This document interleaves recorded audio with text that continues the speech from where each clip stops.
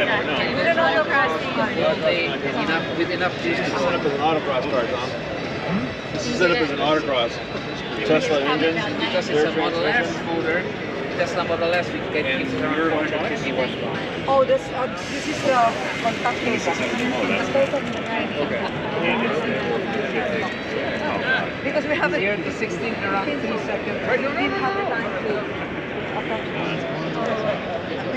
It's all attached to the back, Small box but over it has there. not been attached here. But this is the entire computer, and we have a combined charger with this.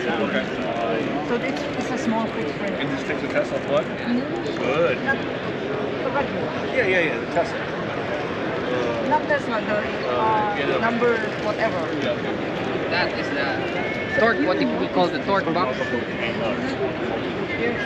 Oh, air cooled. Because it's very, very simple. That's our model. Simplified cost.